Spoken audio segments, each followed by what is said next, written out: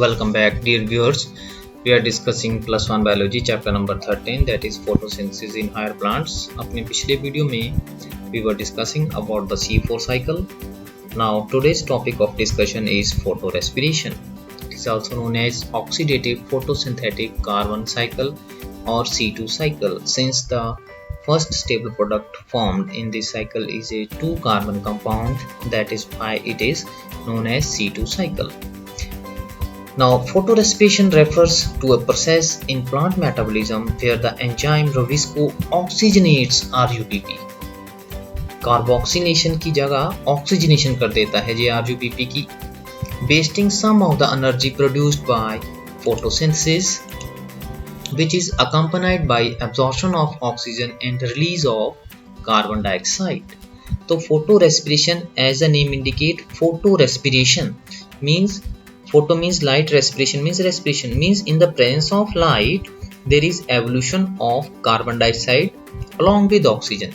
वैसे generally plants क्या करते हैं, they evolve oxygen, लेकिन photorespiration में कार्बन डाइऑक्साइड भी निकलती है, इसीलिए photorespiration बोला गया है यहाँ पर.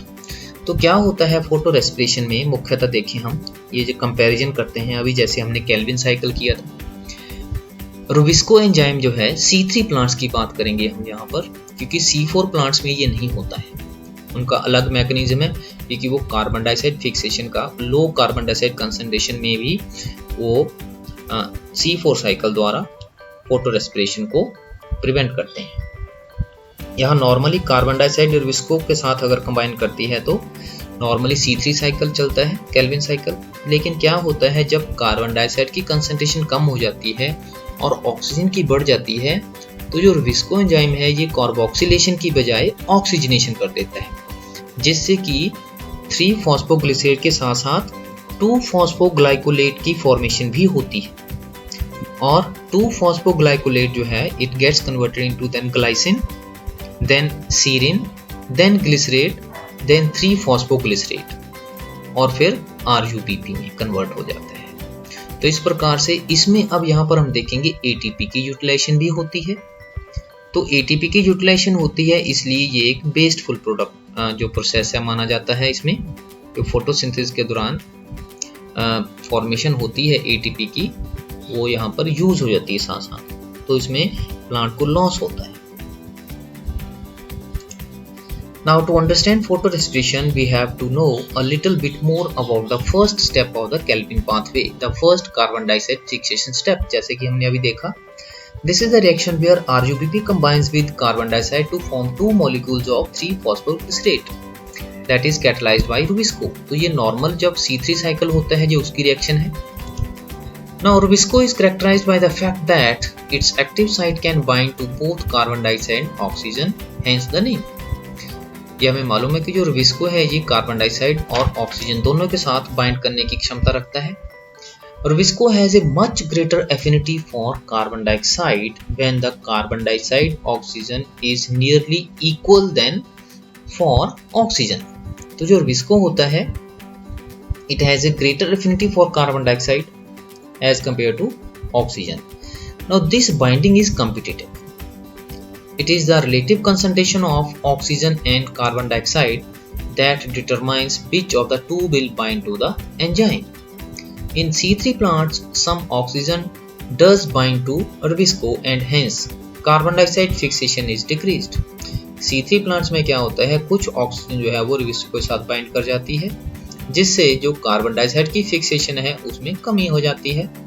Here the RUBP, instead of being converted to 2 molecules of PGA, binds with oxygen to form 1 molecule of phosphoglycerate and phosphoglycolate, जो कि 2-carbon compound है, इसीलिए इसको C2 cycle बोला गया है.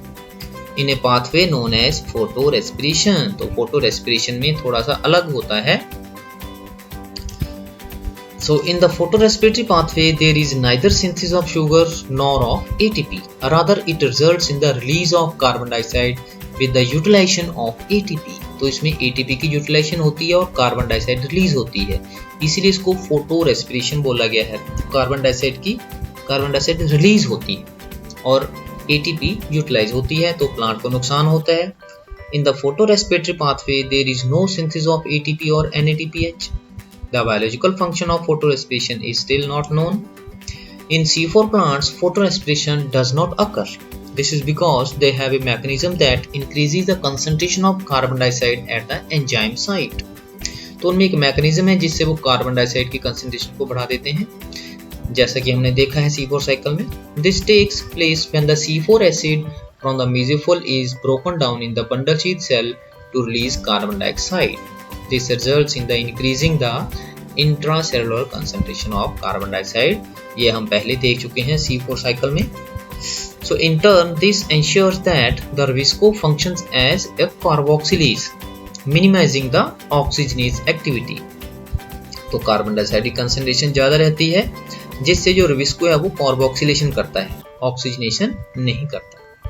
Now that you know that the C4 plants lack photorespiration, you probably can understand why productivity and yields are better in these plants. तो ये बिल्कुल क्लियर है, क्योंकि उनमें फोटोरेस्पिरेशन नहीं होता, इसलिए उनकी प्रोडक्टिविटी और यील्ड जो है वो बेटर होती है as compared to C3 plants.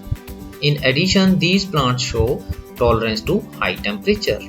तो ये हाई टेम्परेचर टॉलरेंस भी शो करते हैं.